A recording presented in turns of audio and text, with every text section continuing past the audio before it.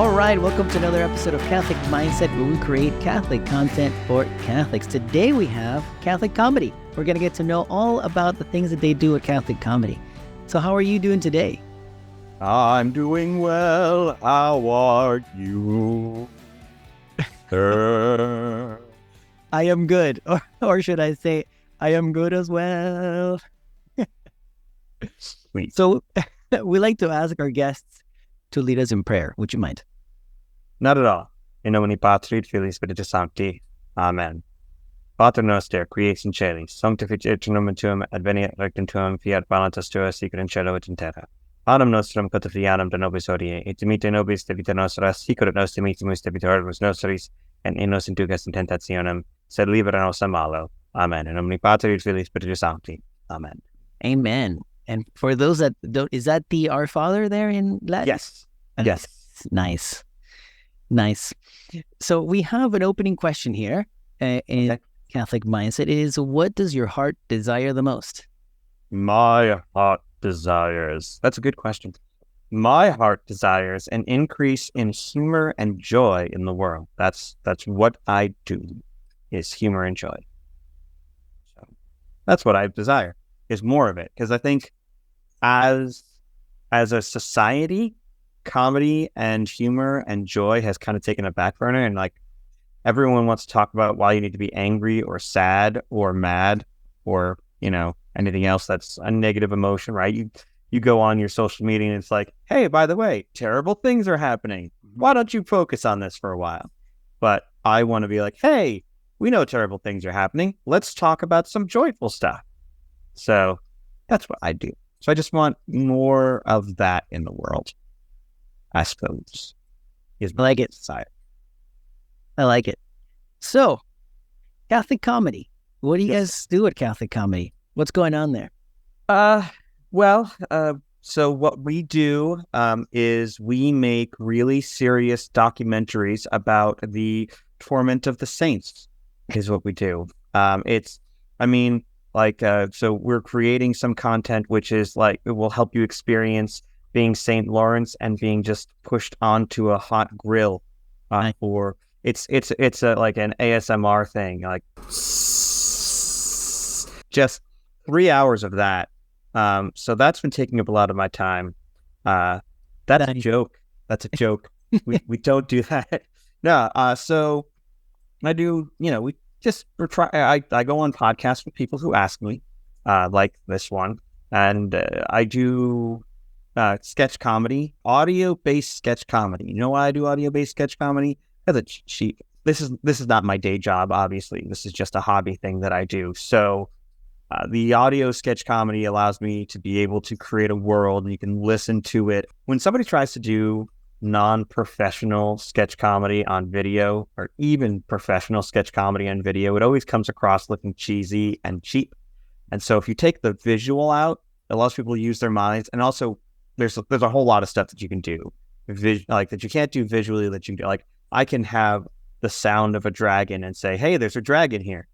And then it's like, oh, okay, there's a dragon there. Like, and you can reveal things like, look at what's in my hand. Like, well, what is it? Then you have to kind of explain what it is, or I don't know. There's stuff that you can kind of do that's I think more fun to do as in an audio format. But also, most importantly, I don't have to have a camera crew for it. I can do it sitting here and have a microphone and just say, hello, this is my sketch.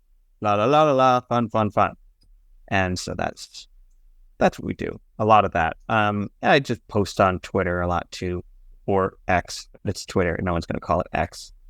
No, it's pretty cool. I definitely understand the difference between video and an audio, and it's easier to do audio. And what you are doing is you have your noises and the voices, and it does sound very well done. So I can see how just having the audio will just create that world in your mind that you're helping create, with all the noises in the backgrounds and in your sketch. Mm-hmm. With the video, it's a little more complex. You need to have more.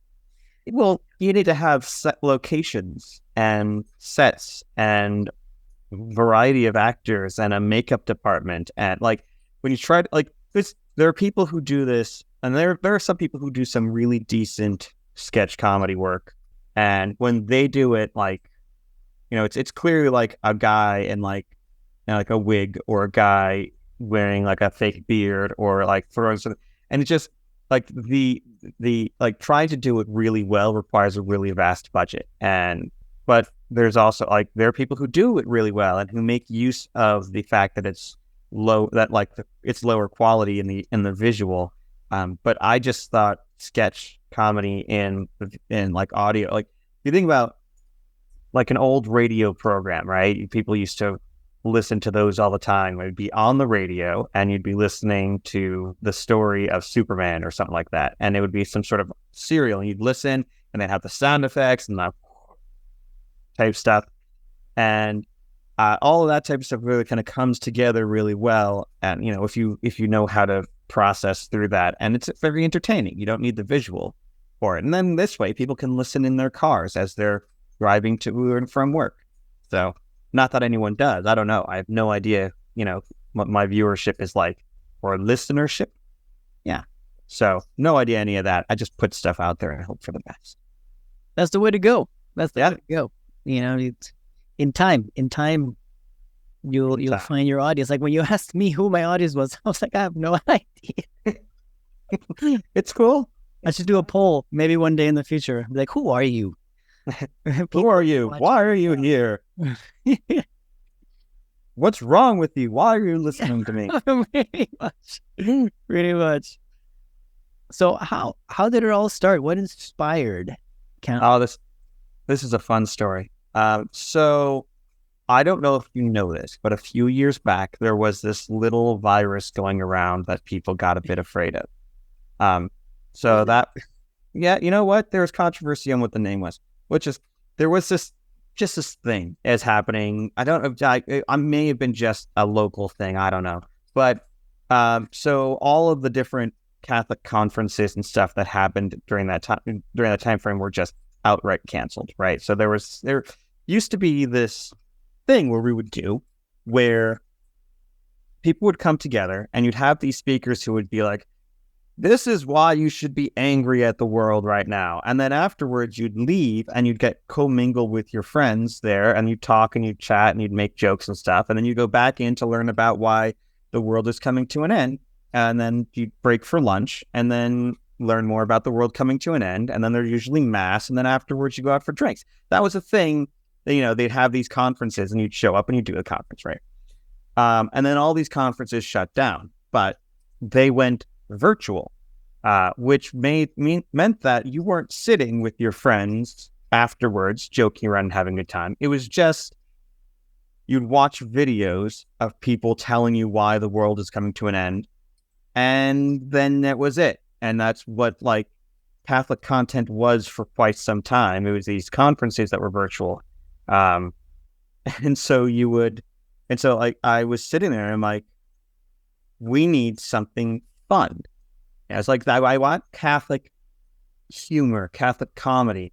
So I said, you know what? I'm going to put together a festival, and I'm going to find a location, and we're just going to invite people over and do a festival, like a comedy thing, like a comedy night or something like that. So I have a friend of mine who used to be a stand-up comic, and I asked him if he knew good comedians to come, and he said, okay, here's a lady who does Laugh for Hope. And Laugh for Hope is this pregnancy center, and they bring in a bunch of comedians to do stand-up comedy for this pregnancy center. And he said, call her and see if she knows any good Catholic comedians. I said, okay, great. So I called her up and I said, I want some comedians for my Catholic festival. And she said, do they have to be Catholic comedians? And I said, yes, it's a Catholic festival. I'm Catholic, and the venue is going to be Catholic, and everything, is going to be Catholic. It's a Catholic comedy. And she said, Catholics aren't funny. So I was like, all right. So I went online and I registered Catholic.comedy, and it cost me $12. So maybe she had a point. And it was already that it was available. It was available, and it was $12. So yeah. So then I got myself a Twitter account, and I started just like posting memes and stuff like that. And then a while afterwards, I was like, people would be saying like, because I'd go on podcasts and they'd be like, what do you do to help Catholic comedy? Like, I just am trying to spread the word about Catholic comedy. And they'd say, okay, have you ever considered doing any stand-up? And I have a terrible stutter when I get nervous, which shows you that I'm not nervous on this particular podcast. You don't intimidate me at all. I presume it's because, Glad. yeah, I mean, it's just, we're two nobodies going back and forth. It's fine. So I have a terrible stutter when I get really nervous, and I could not imagine being able to do stand-up being really nervous. Could be like, so what's the deal with those airline peanuts guy? But that would be me. And it wouldn't go over very well. I mean, there is actually a comedian that does really well because he has a stutter and he works it into his act or whatever. But he's got like a legitimate stutter, not like a nervous stutter. So he gets to work with it better. Anyway, so I knew that I couldn't do it. And then I listened to these audio sketch stuff from these guys in the UK called Mitchell and Webb. They are not Catholic friendly, so just heads up. That's not an endorsement from a Catholic comedy perspective. They have some funny stuff, but they do it all in audio. And I was like, because I was looking and I looked up, Catholic sketch groups, and there were some that were out there, but they didn't last very long because they were like video based and everything. And I thought, well, these guys, they made a funny comedy series that was on the radio. Maybe I could do something similar. And so I started out with like, just the idea was going to be that I was just going to go into like Windows audio recorder and just record myself telling jokes, like from a joke book, just like open a joke book and read some jokes. Okay. And so I did that for like a day or two. And I was like, well, that's not that fun. And I don't think people care so much. And then I asked people to send in their jokes, and that didn't work. Nobody cared enough to send it. My reach was minimal at the time. It still is minimal, but it's better than it was. And so I was like, okay, maybe I should just do some sketches. My wife and I were watching, we like to watch those haunting shows, like on the Travel Channel. They've always got like the most haunted house in America. Okay. Type stuff. So we were watching some of those shows, and I was making a joke about how, like, wouldn't it be funny if you had an exorcist show up to these? They'd be like, an exorcist tours the most haunted house in America, and he just walks in I don't know if you know Father Ripper, but he kind of talks like this, and so he just walked in and say, "Oh no, yeah, I exorcised the place. It's fine now." Yeah, no, there was just a part of my house. I took care of it. It's not a big deal. Like that kind of, like, but that, like those kinds of things. So that was like the first real sketch that I put out there. Was the Father Ripper. It's a Travel Channel presents Father Ripper tours America's most haunted houses, and so it's just like, it's like coming this Halloween, and it'd be like, just stuff. They go to a different house, and he's just like, oh yeah, no, like you talk with Father Ripper as he gets face to face with the Lord of Darkness. Like, yeah, I've met Satan, but I just, I threw some holy water on him. It's not a big deal. That type of stuff. So then I just started writing some more sketches, and then I had a friend of mine who was just like, hey, I can do other audio work with you. And so he does the other audio. So it's the Stephen and Miles sketches that we have. He is Miles. I am Stephen. My name actually is Stephen, not that it matters, but he is his name isn't Miles. He wants to be anonymous, so I just gave him a name. And then so he records some audio for me. I paste them together, and we put some sketches. So that's kind of how we came to be where we are today. Well, that's pretty cool. I think the way you're coming about doing these is awesome.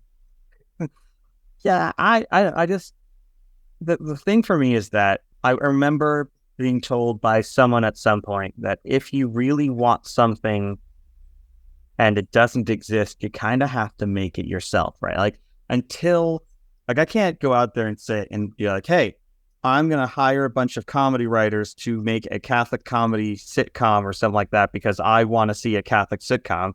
Like, I'm not in that kind of position to do something like that. So I guess I'm just going to have to make stuff that's funny and put it out there, and hopefully will inspire other people to say, hey, you know what? I could do this too. I could do some audio sketch work.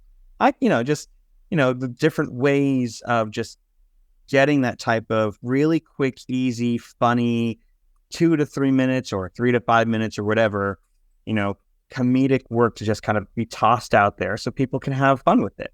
So that's the dream, is that somebody's going to be like, I'm going to do this. It's going to be awesome. And then they start doing it too. And then we have just a variety of content creators instead of, I love content creators and I love people who do podcasts. And I'm not just saying that because I'm on a podcast right now, but I enjoy a lot of the content creators, but I think that there's a lot of people who are following just the exact same formula for their content. And I'm just going to report on politics, particularly church politics, and that's my show. And so, they start out meaning real well. So I hope that you continue to do the well-meaning stuff that you do. But I see it almost always divulge. Starts out with, "Hey, we're going to talk about the saints," and great, okay. So you go through and they talk about the saints for the first 6 months, and then they're going to do a single episode on this is why this particular bishop is a heretic, and it gets 10 million views. And I guess we're just talking about heretics now. And so now every show has to be about who is a heretic and why. And but you started out so well. But what I would like to do is for people to try to out funny each other instead of outrage each other. So I would love for that to happen. Yeah. Yeah, I'm with you. I lean more towards the educational interview, review, awareness, discover. I mean, we have so much. We have 2,000 years worth of history here that it's all everywhere. And then not only that, but it's everywhere on the world with different saints and different cultures. So I guess my goal is to help. Not expose it; it's out there, but bring more awareness to it. And in the meantime, I get to know people like yourself as I found you on Instagram.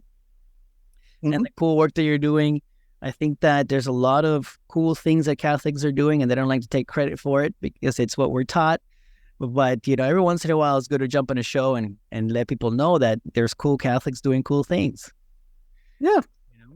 And the whole mindset thing that I was telling you pre-podcast too, I like that too. And eventually we'll be able to do more hey, let's do a mindset approach to what the God was probably, what is Christ's mindset during the crucifixion and all his steps. I actually, you bring that up. I've been thinking about something in my brain and I haven't found a place to talk about it yet. And so we're here and you mentioned mindset, but I think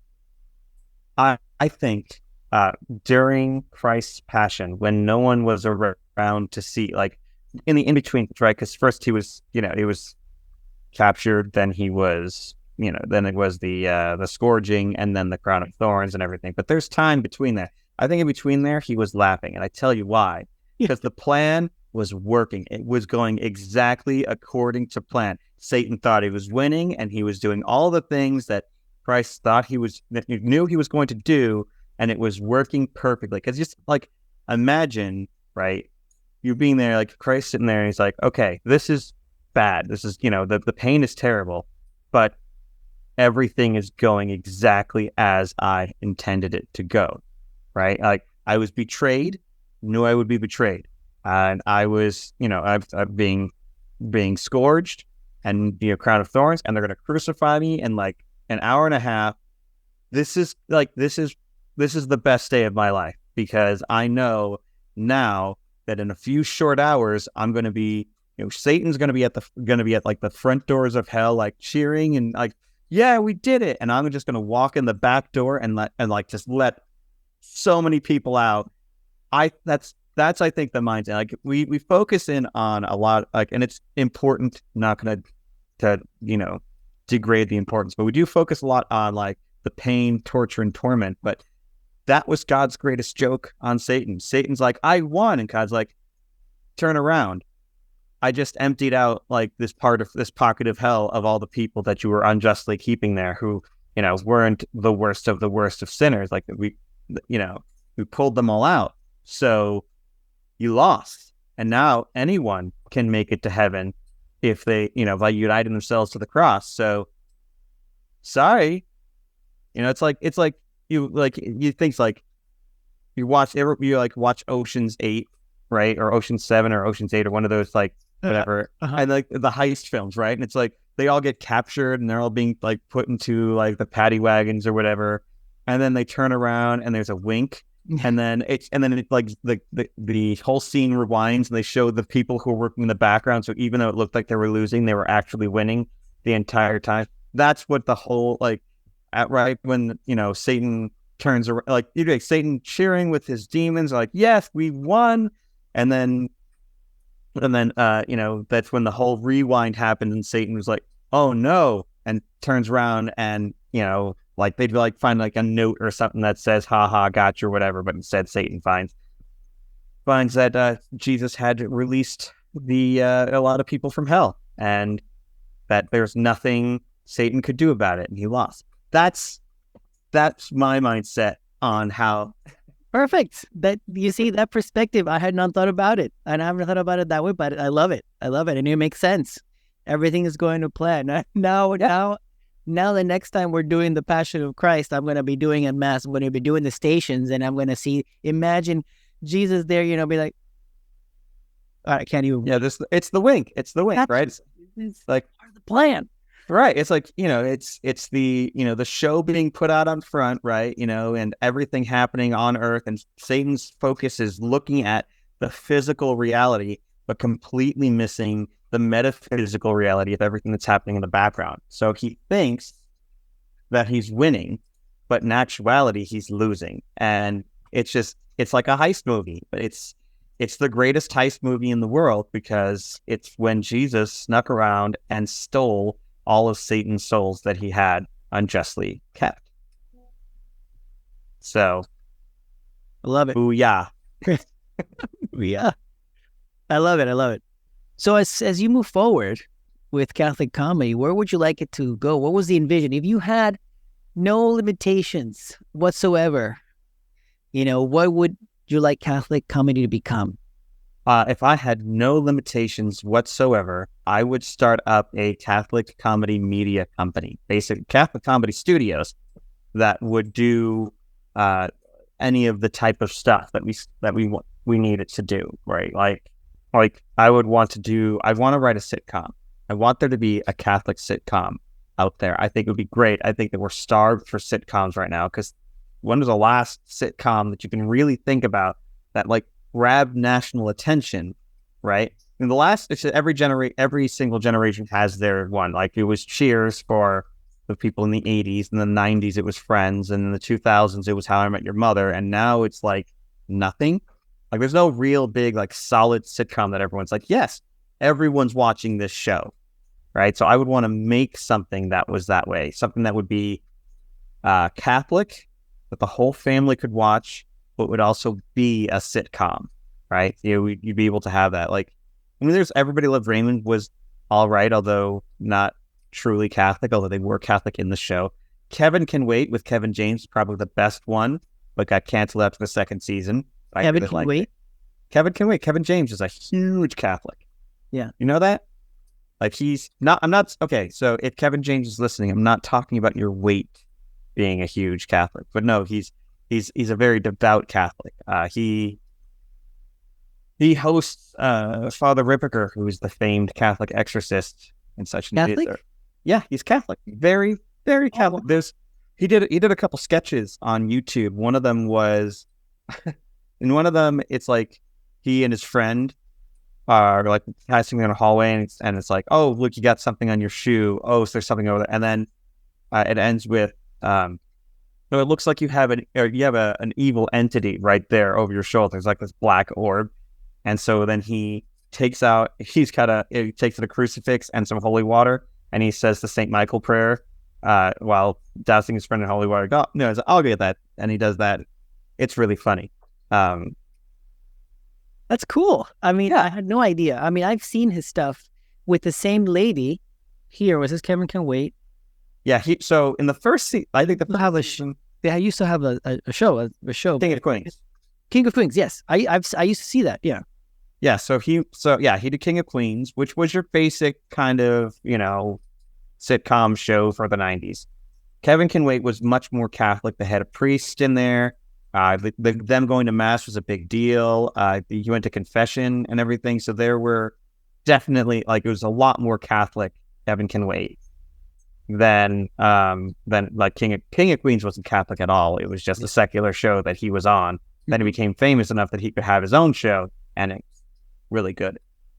But it got canceled after the second season. They made some interesting choices between the first and second season that I think a lot of people just didn't like as much. And so, but whatever. I want to do something like that, right? And so, okay, I want to make movies and TV shows. I want to make Catholic culture a thing. I love saint movies. I'm not going to say anything against saint movies. They're great, but we need more. Forum.org, you go on there, like, I can watch the lives of like 10,000 different saints, which is fantastic, but I don't get to see a regular Catholic person living their regular Catholic life in the world that we have today and navigating all of that, which is what sitcoms help with. Sitcoms let you see a person who is not perfect going through life and navigating family situations and stuff like that. And I would love to see that type of thing happen. I would love to see an actual Catholic sitcom, a real sitcom that has to do with Catholic people living in a world. Probably also do like a Catholic late night show and stuff like that. But anything really that I could do to help promote this idea of humor and joy in the world. I love it. I sometimes I wonder, why we should have more Catholic content. And I'm not saying also like it needs to be like a Catholic show, right? It can be just a regular show with all these Catholic cultural, behavioral, like you said, it could be like this guy, you have your show, but then he goes to mass, he goes to confession, he has, they pray before, all these subtle but in your face, just like they do with other stuff that we don't want to know about, but they put in our face, right? In all these movies. So in Kevin Can Wait, there's a crucifix in every single room of the house. And you see, as they go through, you can see it hanging on the wall in each room. There's one in the kitchen. There's one in the living room. In the second season, they have Bas Rutten in there as, I don't know if you know who Bas Rutten is, but he's an MMA fighter / comedian. And so he has his rosary, and he's always saying his rosary while he's at work. So he's there and he's holding his rosary when he's at work with Kevin James. So that type of stuff, like, it's just there, right? It's not, and it's not super in your face, but it's in your face enough to know that these people are Catholic. Exactly. And like in one of the very first episodes of the show, the show has like where Kevin James's daughter comes back from college and she's engaged to this guy, and he doesn't have a place to live, so he lives above the garage for them. And the daughter says, "Hey, wouldn't it be easier if I just lived with him?" And he said, "Not in my house." So that the ability to do like Catholic social teachings, right, about like Catholic morality in a realm that's not like, according to Thomas Aquinas, question blah, subsection blah, this would be immoral, which is what a lot of the content we have out there now is more podcasty and less entertainment, right? And so we've ceded all of entertainment over to Hollywood, right? It's like, you know what, we're not doing entertainment, and what we get entertainment wise, or that's like not offensive, is like pure flicks, which is watered down Protestantism. And so what you have is like something that's vaguely inoffensive, but also not really Catholic and not really great. And then anything that's big epic productions are all secular Hollywood stuff. You have some of these little pieces of Catholicism that do make their way in. Like, do yourself a favor, go check out some movies and then look for the Catholicism, because there are secret Catholics in Hollywood right now that are injecting little bits of Catholicism into it. Like the last Haunted Mansion movie, which came out recently, was actually really good and quite Catholic. It's Haunted not overtly Mansion. Catholic. Yeah, Haunted Mansion movie? Yeah, Haunted Mansion. It's based on the Disneyland ride, Disney World ride, Haunted Mansion. Not that would. So there was one that came out in 2003 with Eddie Murphy, and there's one that came. Yeah, there's one that just came out 2023 this summer. Yep. I see it. So they talk, and in those, the new one is about death, grief, joy, redemption, and moving on. And it's really great. And there's stuff about like Comedy and drama, says here. It's comedy, it's drama, but it's really about grief and about how we process grief and how we take something that should make us sad and we can transform it into joy. And there's a very good message there that I think a lot of people wouldn't get because it wasn't promoted nearly as well as it should have been. And because it came out from Disney, and we have a lot of people who would benefit from it, who just say, I don't do anything from Disney because of X, Y, and Z. It's like, yeah, I get that. But you should, if Disney does something good, you should reward them for it, right? And you should, like, if it's like, we don't understand the prodigal son, where the prodigal son comes back, right? And we're like, if we were all in charge of that, we'd be like, well, he really kind of was a jerk and ran off with his inheritance and spent it all. So sorry, prodigal son, you can't come back home. It's like, no, but if he comes home, you reward him for coming home, for doing the right thing. There might still be a lot of work, but you still give that, like, yes, you're alive, you're here. And the same thing happens with any of these companies. Like, they do terrible things, but let's reward them when they do a good thing, so they'll focus on doing more good things. Like I'm envisioning right now, Disney walking up to the house, to the father, saying, "Hey, I'm sorry. Oh, hello, father. Will you let me back in the house? I spent my inheritance, and I could be a servant of yours." Look at that. Yeah, something like that. Something like that. Uh-huh. But I mean, it's so it's difficult, and like, and you get it. I don't like to talk about boycotts and stuff like that, but I do like to talk about content. And when the content is good, you can consume the content, and you try to get people more interested in the positive content. And in other realms, because it's such a secular, because the media, take two. And in other realms, because the media is so secularized, you try to pick out the good teachings and good learnings that you can get from something.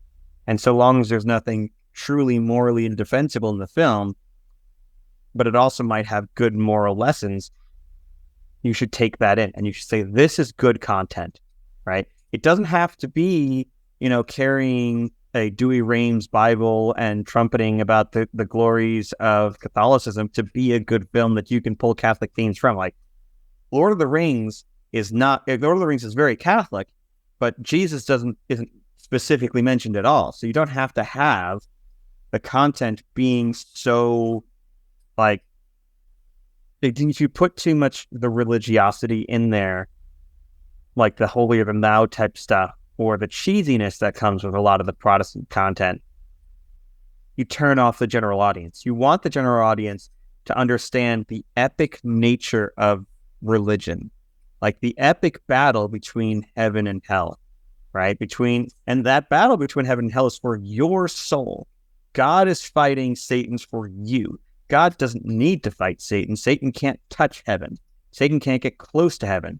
God is fighting for you, individual person, all the individual people. So exorcists and angels and and saints and everyone who is fighting in the battle are fighting to save you. And that's an epic fight that we need to really understand. You can understand it like the movie Constantine with Keanu Reeves. Not a fantastic film, but it showcased true, like, there's demons and there are angels, and they've got this old Nephilim thing that's kind of weird and wonky.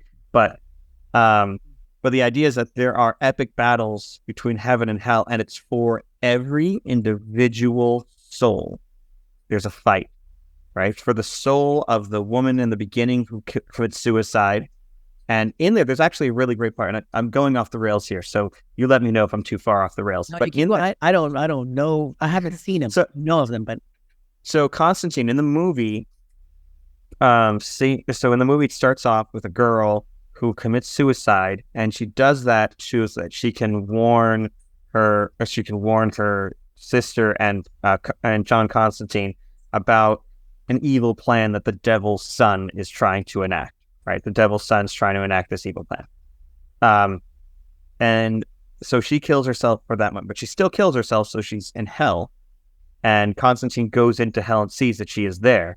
And then John Constantine kills himself at the end in order to summon Satan, so Satan could see that Satan's son. It's this complicated thing, but Satan, basically, his son is trying to destroy the world and do things that are against the rules and blah blah blah. Satan doesn't want him to do it, so Constantine tries to kill himself so that Satan would come to get his soul.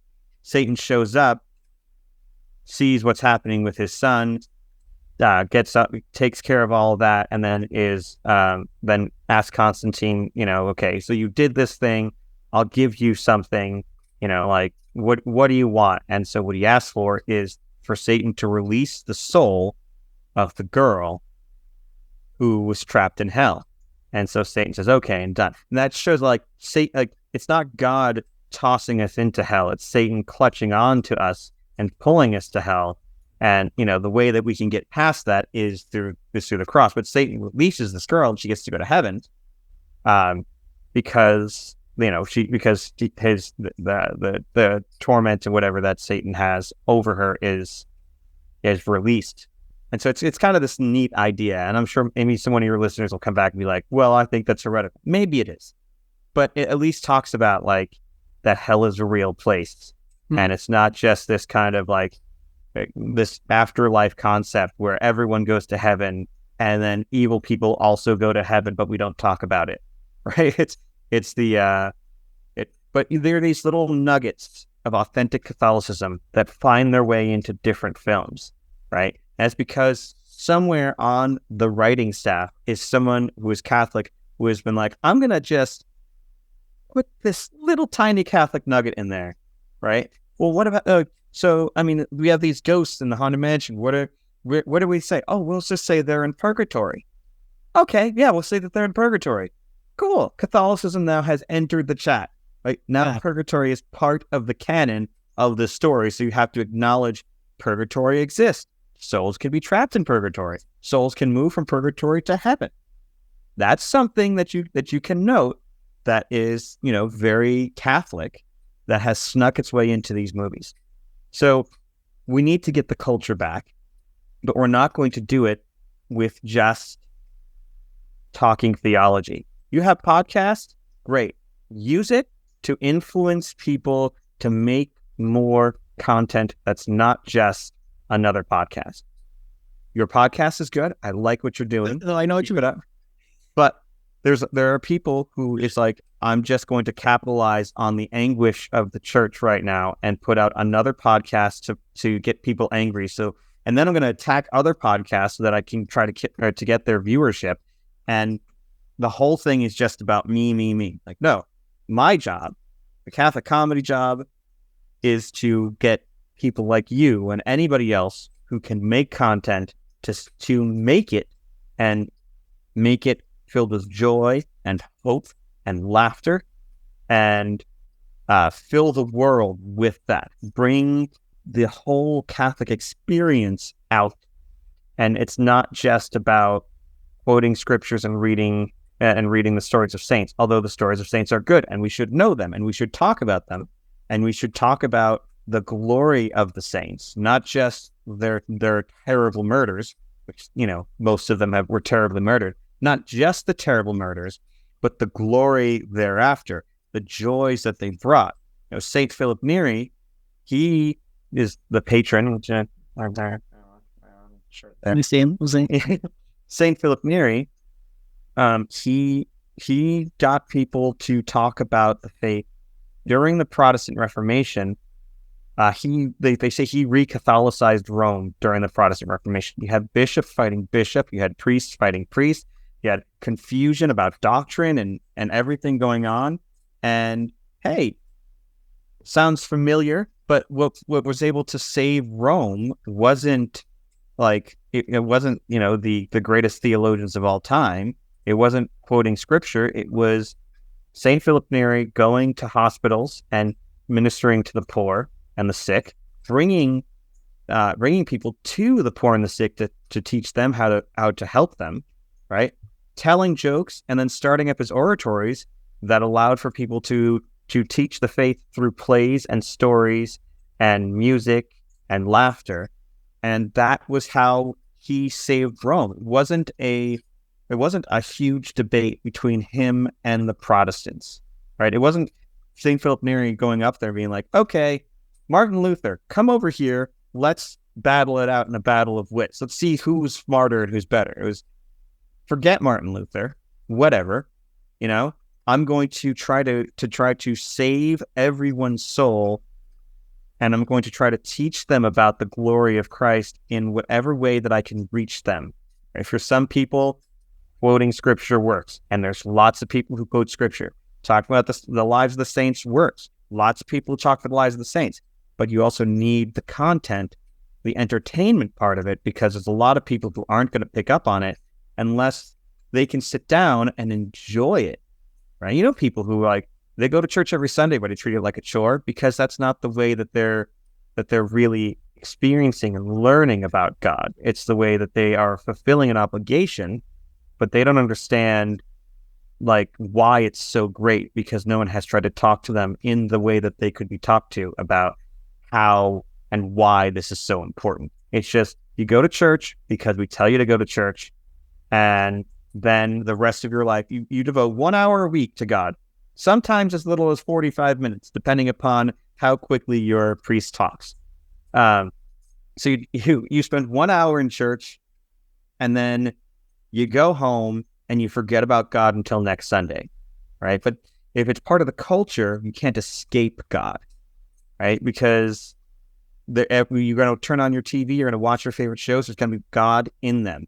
Not necessarily a hammer over the head, but the morality, the lessons, the livings of other Christians will be there for you to internalize, because it's part of your whole culture, not just every Sunday you show up for it and try to pay attention. And I'm not saying the people who are doing podcasts to stop doing podcasts. You do the podcast all you like. If you want to put out another if anyone here is listening to you, and I don't know if anyone does listen to you, but some people presumably, if anyone is listening to you and they're thinking to themselves, I want to create something, think of something beyond two guys at a microphone, which is the two guys sitting there talking church politics, and there are actually some other podcasts that are pretty cool out there.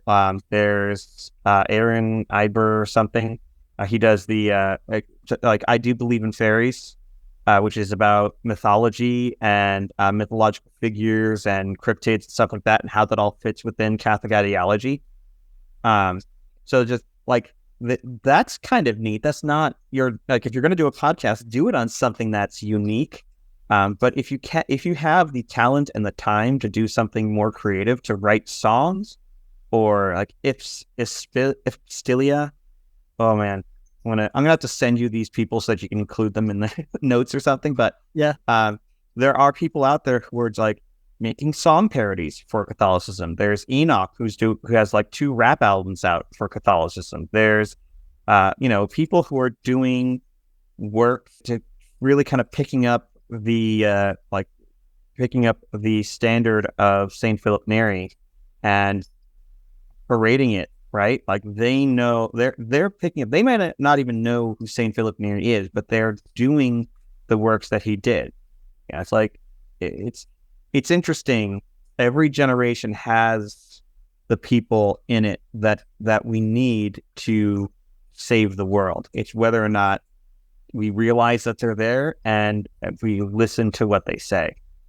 I think Fulton Sheen, blessed Fulton Sheen, which is probably Saint Fulton Sheen, but let's not get into that politics. So Fulton Sheen was during this really crucial post World War II time frame. he was very crucial in evangelizing, and he was so popular. He had like the number 1 TV show during that time. Like, he was more popular than Lucille Ball in terms of viewership, right? Like, he had this huge popular TV show which he used to talk the truth, and he had humor in there, and he also had truth in there. And so there is someone who is that today. I can't tell you who they are because they haven't made that big entryway, right? Like, that's something that's so easily recognizable, but there's someone there that God will use to do this type of thing, right? And so it could be one of the people listening to this right now that can go out there, that they have the talent and they have the ability and they have the time to make it happen, and they should go for it. They should go for it and just start making content. You know what? If you none of the views on any of my sketches past like 400 for any of that, right? I think my most popular one's like 400 something. It doesn't matter. It doesn't matter because 100 years ago, if you convinced 10 people to join the church and to listen to what you were saying, you could have been a saint, right? Like, that's just kind of how it was. It wasn't necessarily that you would convert the whole world or that you'd be listened to by millions. You create the stuff, you put it out there. I guarantee you someone's life is going to be changed by listening to it. You may never meet them. You may never know it until, you die, and then Christ comes to you and says, look at the good works that you have done, my child. I made a stupid song and I put it on the internet. Like, yeah, but this girl listened to that song and it stopped her from doing this evil thing, or it made her reconsider, or it brought her to me. And so these are the good deeds that you have done, even if you didn't realize it. Sometimes, when you first start, you're like, 10 views, 100 views, and then you're stuck. You feel stuck, and like, you keep pumping out these reels, this content, and you're like 100 and 150. But then what I tell myself, if you do one of these events in the community and you're lucky that you get 15 people to show up, right? Yeah. It would be awesome if you have 10 people to show up to your event. I'll tell this. I got to tell this story. I don't know if you'll cut it or not or leave it in there, but there's a particular podcaster out there. I'm not naming by name, but I was kind of poking fun because he had this idea for a dating service, and it's basically him and another guy doing a dating service. Like, 2 dudes dating service is weird. So I made a post about it, and then he came, like, he's got tens of thousands, maybe 100,000 followers. He comes down to me. I got 4,000 followers, give or take, and he's like, pulls up my YouTube thing to show like I only have like 150 or something subscribers, like, and he's like screenshots it, like, if you want to get to more than want to get to like 100,000 subscribers, maybe you should blah blah blah. I'm like, if I get 10 people who genuinely like my work, who enjoy it, that's 10 more people than if I had done nothing at all. Mm-hmm. And it's not about being I am the number 1 Catholic audio sketch commentary or sketch comedy group on YouTube. Number 1. I mean, you are. By virtue of being the only one, I am number 1. But like that being said, right? Someone. Here's a good story. Sorry, I keep jumping around. This is how my brain works. I was on a phone call for work, doing a work thing, not a Catholic comedy thing, a work thing. Somebody asked me to stay after the call. They want to talk to me. Usually it's because they have another question or something like that, whatever. I'm like, okay, yeah, I'll stay after the call. So everyone else gets off the call and they say, are you Catholic comedy? I was like, yes. My son went to a youth thing and they were playing your sketches there. Interesting. But like somebody saw the stupid things that I was doing and thought that it would be worthwhile to share it with this youth group for some kind of a lesson. Who knows what comes out of that? Every time that I start to have doubts, God drops these little tiny things, remind me that it's not the viewer count that matters. We can change lives, we can change minds, and we could make things better if we just do something. Because if you do nothing, you're not helping anyone. But if you do a little bit, you do something, you put something out there, this great big internet of ours, someone will find it. Someone will find the thing you did, and they might come back to God. You might convert a sinner. You might save a whole city. Who knows? You might convert the person who's going to be the next St. Philip Neri, right? Any of that can occur, but none of it would occur if you don't do something. And we need the content, so make the content. I'm sure you could cut that whole thing down to like 30 seconds of each thing. Make the content, make the content, make the content. But we need it. We definitely need it. And there are a lot of people who are clamoring for it, but who aren't. Like, you see people say, like, we need more like Catholic content or conservative content or whatever, blah, blah, blah. We need to get this content out of Hollywood. It's like, okay, then do it. It doesn't matter if it's crap. Do it. Make it. And, some people will like it. Then maybe somebody will want to give you a budget to make it better, right? But if you don't start it, if you don't try, you're never going to get past that. You're never going to have it be better. You're just going to have the status quo. And so that's why I do these stupid little sketches, because I wanted, more Catholic content, and sitting around and hoping for it to happen isn't going to make it happen. So I do it. And then I encourage other people to do it too. I say, yeah, go for it. That's a great idea. Try it, work it out, see if you can make it happen. And, I think there's going to be, in the next few years, I feel like there is going to be a shift, and we're going to have a lot more of that content showing up there. Partially because people are getting kind of tired with the let's just chat about church politics podcast. But also I think, the message is spreading. We have, like, when I started this, I was told there's no Catholic comedians, right? There's no Catholics aren't funny, right? But since then, we've had the rise of Jen Fulwiler, right? She's a good Catholic comedian. She's touring across the country. Her whole thing is that she's the, like, she did like the mom in a bus tour or something like that, or mom in a van, where she went around the country and just booked places. And it's a lot of mom jokes, not your mom jokes, but being a mom jokes. Your mom jokes are still at the 90s. I got it. And then you also have Jeremy McClellan, who he's very famous with Muslims, even though he's Catholic. But he has some really good Catholic content. So he's touring around and he's doing shows and stuff like that. So he's getting more famous as he does these things. We have Father Paul Houlis, Houlis. He's doing like his Holy Mess stuff, where he's a holy mess, but he's a priest, and he does some stand-up comedy. So he's doing some cool stuff there. So there's just a lot more people are starting to do that. And I'm not saying it's because of me, but I am taking credit for it. Good. A little bit is okay. Yeah. Look, humility is important. And in humility, I'm taking credit for things other people are doing. So I think that's humility. My dictionary's broken. So you're good. But there's a lot that is happening that we don't necessarily see currently. And I have my fingers in a lot of different areas, and I know a lot of different people who are doing a lot of different things that will be coming out in the next few months/years. And so there's a lot of stuff happening that we don't necessarily see, but keep an eye out for it, and then look for that content. And if dear listeners / podcast host, if you find a person who does not fill you with joy and hope, just because they're Catholic doesn't mean you have to support them.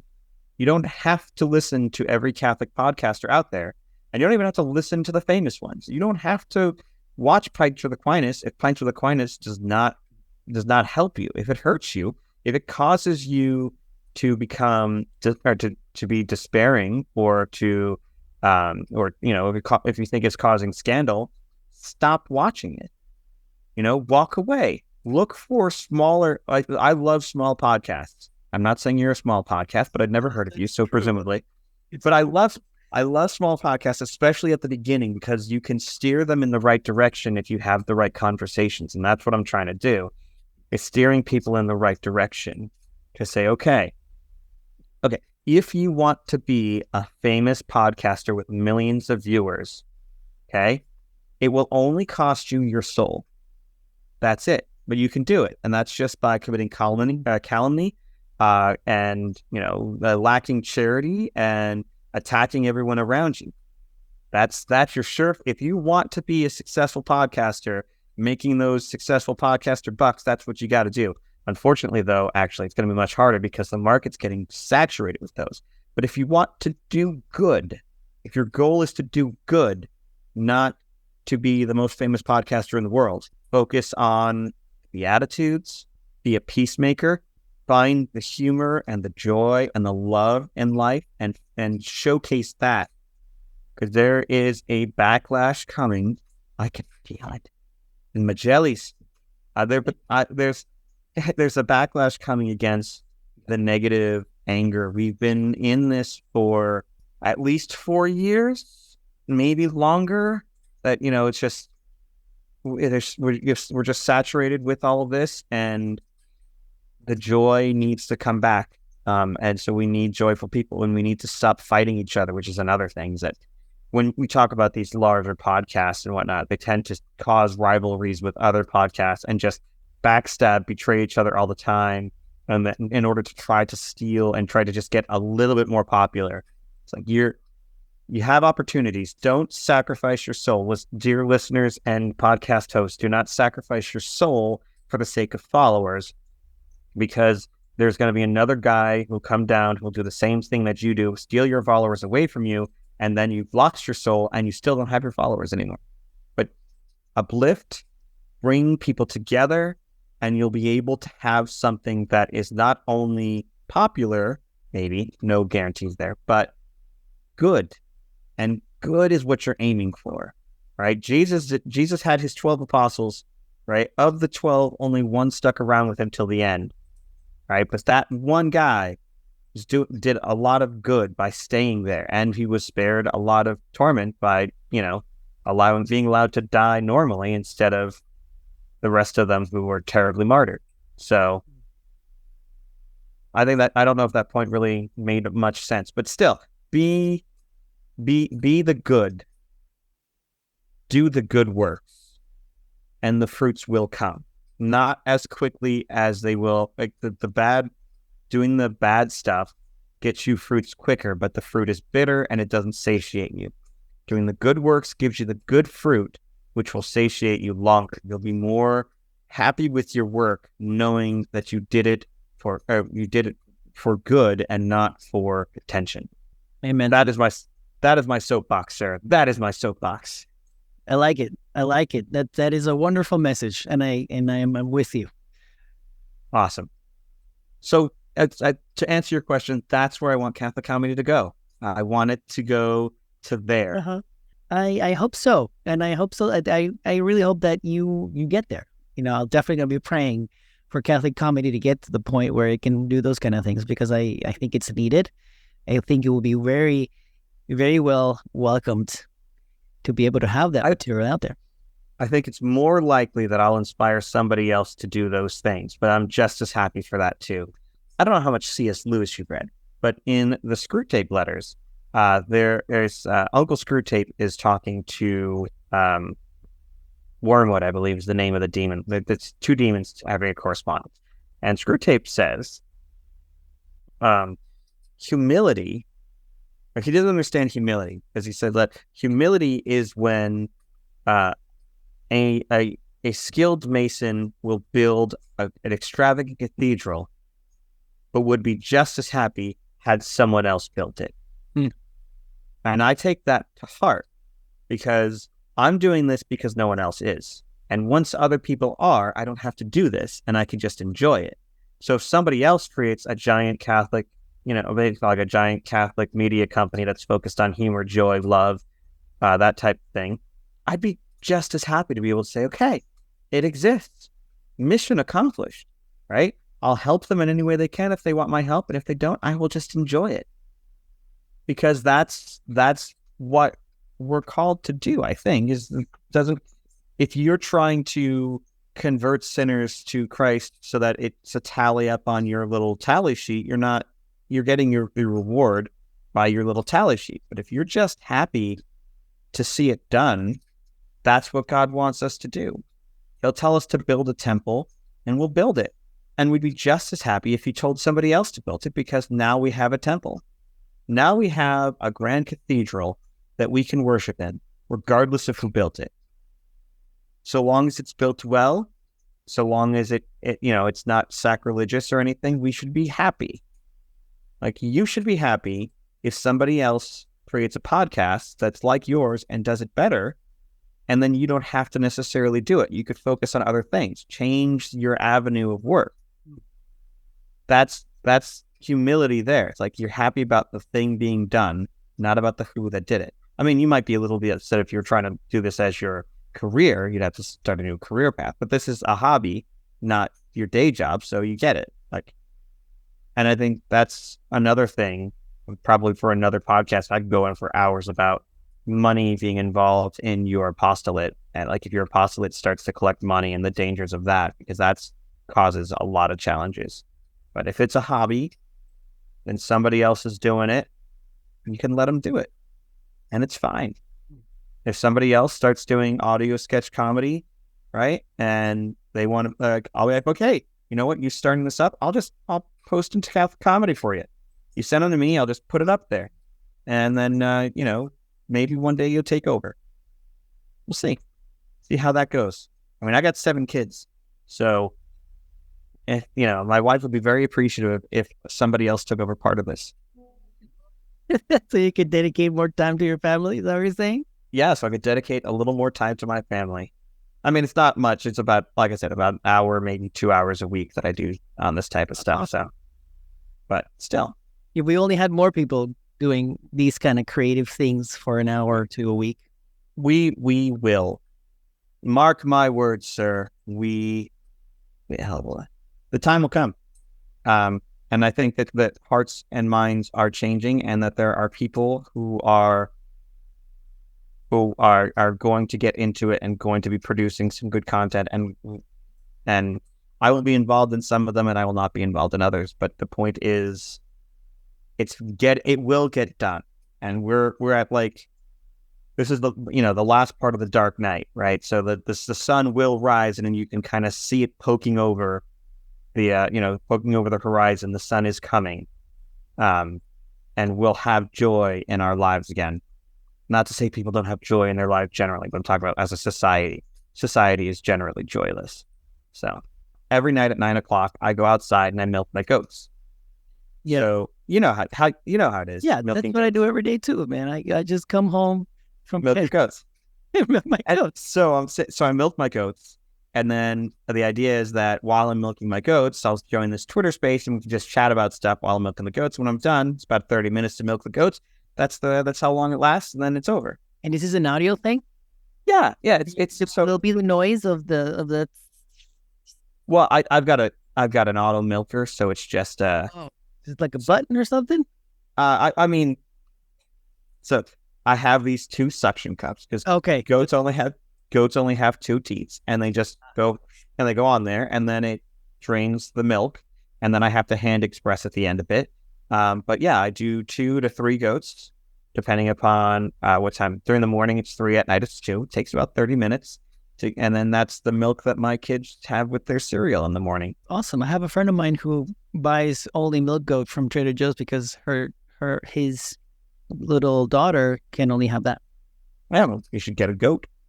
Well, it's difficult to have goat here where I live. Do you have a? It will be so cool, though. It will be so cool if they just get a goat. I don't know. Do they have? Do they have a? I mean, do they have a yard at all? No, an apartment. Say that would make it more difficult. Yeah. Because you can't keep it out on like the patio or whatever, because goats jump up and they're great escape artists. So Can you see? I can see the article now.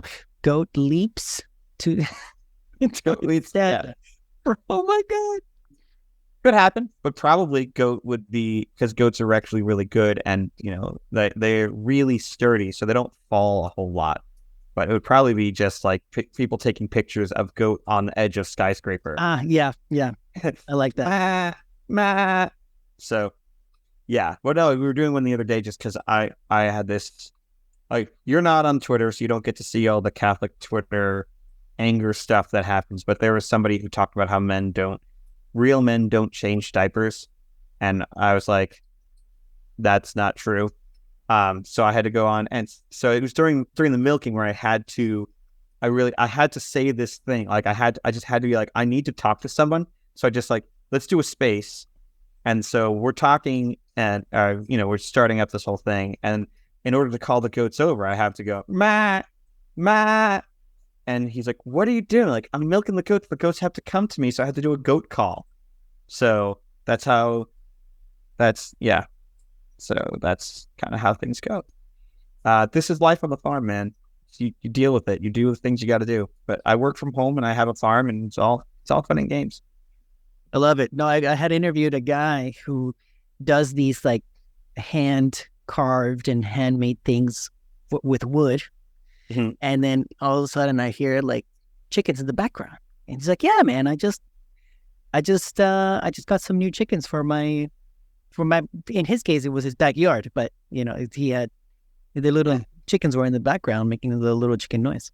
I have 37 chickens, I believe, and 37 chickens and 10 to 15 ducks, 3 geese, 5 goats, 4 dogs, and a partridge and a pear tree. Amazing. I actually don't have a partridge, but I do have a pear tree. A pear tree? Yeah, but no partridge. I mean, what? No partridge. What is that? The 10 days of Christmas or 12 days of Christmas, and a partridge in a pear tree. Man, you don't know music. I don't know what a partridge is. Partridge. It's a bird. It's a bird? Yeah, partridge in a pear tree. It's a bird. No, I will leave this so people know that I don't know what that means.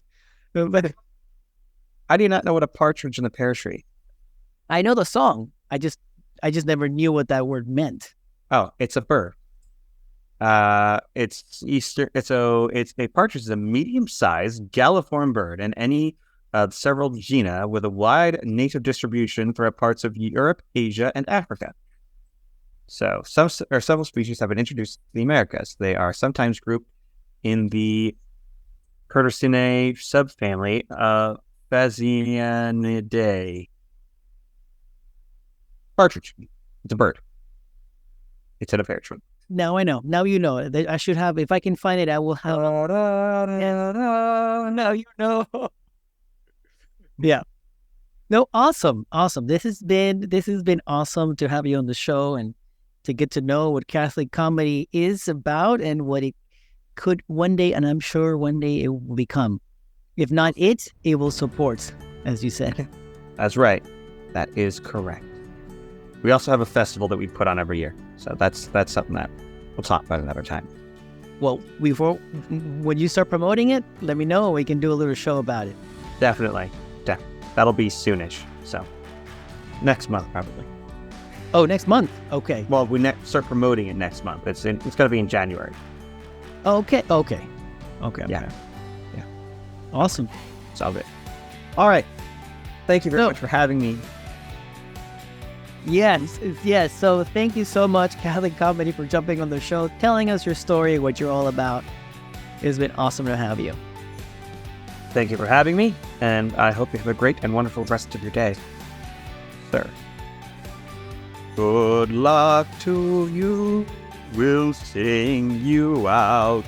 Keep listening to the Catholic Mindset with Alejandro Cervalli and his recurring guest. Enjoy the show.